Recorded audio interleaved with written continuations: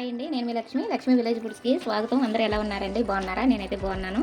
చాలా రోజులు అయ్యింది కదండి వీడియో చేసి. ఈ పచ్చడిలో బిజినెస్ మూలగానే నాకు బాగా బిజీ అయిపోయిందండి, వర్క్ ఎక్కువయ్యి నేను కర్రీ చేసి నేను వీడియో పెట్టలేకపోతున్నాను. ఈరోజైతే మంచి కర్రీతోటి మళ్ళీ చేసుకునేలాగా ఉంటుందండి, అంత బాగుంటుంది. ములక్కాయ పోసపరుగులు అండి, పోసపరుగులు ములక్కాయ పోసపరుగులు కోడిగుడ్డు కాంబినేషన్లో నేను ఈరోజు కర్రీ చేసుకుంటున్నాను. 4 గుడ్లు ఉండేయండి, 4 గుడ్లు ఉడకేసాను. మాకు శిశీంద్ర బుడ్డోళ్ళు ఉన్నారు, వాళ్ళు తినేసరి సరికొట్టు నాకంటేనని, అందుకని మాకు కడకు వచ్చేటప్పటికి 2 మిగిలియండి. నచ్చిందా అండి? ఇది ఎలా చేసుకోవాలో, ఈ ములక్కాడ కోడిగుడ్డు ఈ పోసపరుగులతోటి కాంబినేషన్ చూసారా, తిక్కి గ్రేవీతోటి పులుసు అనమాట, చాలా బాగుంటుంది. తినేకలిసి తినాలనిపిస్తుంది. సరేనే, మిమ్మల్ని నోరూరు ఇచ్చేస్తున్నాను. ఎలా చేసుకోవాలో వీడియోలోకి వెళ్ళిపోదాం. నేను చేసుకునే పద్ధతిలో మీరు చూపించేస్తాను. ఎప్పుడైనా సరేనండి, మన కర్రీ చేసుకున్నప్పుడు ముందు నుంచి కడ వరకు చూస్తే ఖచ్చితంగా మనకు అర్థమవుతుంది అనమాట ఎలా చేసుకోవాలనేది. మనకి మంచి రుచి రావాలంటే అలా దగ్గరుండి చేసుకోవాలన్నమాట. సరేనా? వీడియోలోకి వెళ్ళిపోదాం, నేర్చుకుందాం. ఆయిల్ ఎక్కిన తర్వాత గుడ్లు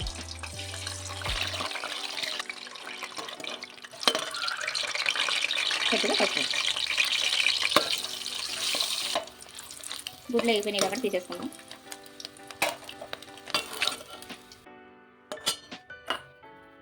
ఇవి పోసపరుగులు ఇవి కూడా అక్కడ వేసుకుంటే నీటి వాసన అనేది ఉండదు. పసుపు నూనెలోనే ఇలా వేసుకుంటే నీటి వాసన ఉందన్నమాట. కర్రీ బాగుంటుంది. వచ్చినాయి కదా దోరగా పాలు ఇలా వచ్చినప్పుడు తీసేసుకోవడం, పక్కన పెట్టేసుకుంటే. ఇప్పుడు చిన్న ముక్కలు కోసుకోవాలన్నమాట. పెద్ద ఉల్లిపాయలు 2 అయితే సరిపోతాయి, చిన్నవి అయితే 3, పెద్దవి అయితే 2. ఇలా చిన్న ముక్కలు కోసుకుని వేసుకుంటే బాగా ఎర్రగొచ్చేదాకా ఫ్రై చేసుకుంటే బాగుంటుంది అన్నమాట. కర్రీ అసలు స్మెల్ అనేది రాదు, బాగుంటుంది, టేస్ట్ బాగుంటుంది. ఉల్లిపాయ ఇప్పుడు కూడా బాగా మగ్గుకోవాలండి ఎర్రగానే.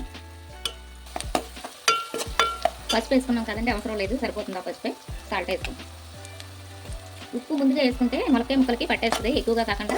ఈ ఉల్లిపాయలు టమాటా వేస్తాం కదా, దాని వరకే వేసుకుంటే సరిపోతుంది. తర్వాత పాలించే కాలం చూసుకుని వేసుకోవచ్చు అన్నమాట. అలాగే 1 రెమ్మ కరివేపాకు పచ్చిది ఇలా వేసుకుంటే చాలా బాగుంటుంది. అలాగే అల్లం వెల్లుల్లి పేస్ట్ 1 స్పూన్ వేసుకుంటే సరిపోతుంది. అల్లం వెల్లుల్లి పేస్ట్ కూడా పచ్చివాసన పోయేంత వరకు ఫ్రై చేసుకుంది. అల్లం వెల్లుల్లి పేస్ట్ ఫ్రై అయిపోయిందండి. టమాటాలు చిన్నవి 2, పెద్దదైతే 1, చిన్నవి అయితే 2. ఈ చిన్నవన్నీ నేను రెడీ చేసుకున్నాను. టమాటా కూడా బాగా ఫ్రై అయిపోవాలి, మెత్తగా ఫ్రై అయిపోతే బాగుంటుంది. ఒక 4-5 పచ్చిమిర్చి చేరుకులు కోసుకొని వేసుకోవాలి. ఉల్లిపాయ టమాటా అన్నీ బాగా ఫ్రై అయిపోయాయండి. ఇవి ములక్కాయలు కడుక్కుని ఇలా మీకు ఎంతవరకు సైజు అవసరం అంతవరకు ముక్కలు కోసుకొని వేసుకోండి. ములక్కాయ ఎక్కువసేపు అయితే బాగా నూనెలో ఫ్రై అవ్వకూడదు, ఎందుకంటే ఊడిపోతాము. చూసుకుని మంట పెద్దది రాకుండా చిన్నది రాకుండా చూసుకుని ములక్కాయని ఫ్రై చేసుకోండి. అలాగే కారం వేసుకుందాం, సరిపడా కారం. పచ్చిమిర్చి వేసుకున్నాము, అల్లం వెల్లుల్లి పేస్ట్ వేసుకున్నాం కాబట్టి చూసుకుని వేసుకోండి. మీరు తినేదాన్ని బట్టి ఉప్పు కానీ కారం కానీ మనం వేసుకునే పులుపు కానీ మీకు నచ్చినంత, మీరు ఎంత తింటారో దాన్ని బట్టి వేసుకోండి. ఎందుకంటే ఎక్కువైతే తీయలేం కదండి, సవాదుగా ఉంటేనే పులుపు బాగుంటుంది ఇందులోని.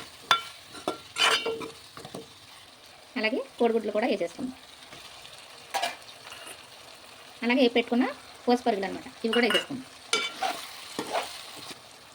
ఇప్పుడు ఇందులో గుజ్జుగా కలిపెట్టుకున్న చింతపండు పులుసు మనకి ఎంత అవసరమో అంత అనమాట. పులుపు చూసుకొని నీళ్ళు పోసుకోవాలి.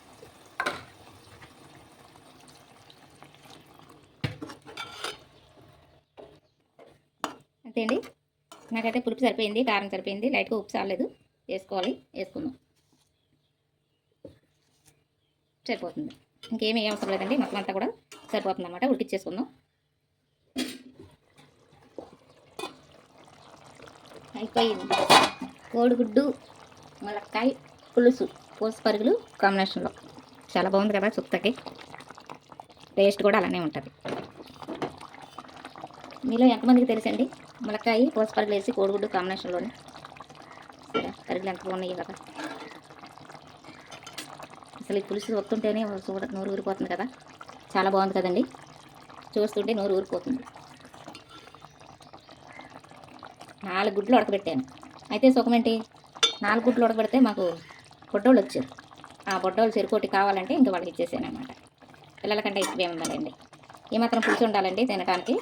అయిపోయినట్టే మనకి ములక్కాయ కోడిగుడ్డు మనకి పోసపరుగులు కాంబినేషన్లో కర్రీ అనమాట. ఇది నచ్చింది కదండి మీకు? మీరైతే ఎలా చేసుకుంటారు? నా పద్ధతిలో నేను చేసి మీకు చూపిస్తున్నాను, నేను ఎలా చేసుకుంటాను అనేది అలాగా. సరేనా?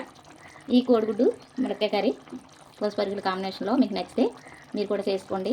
ఎలా వచ్చిందో నాకు తెలియజేయండి.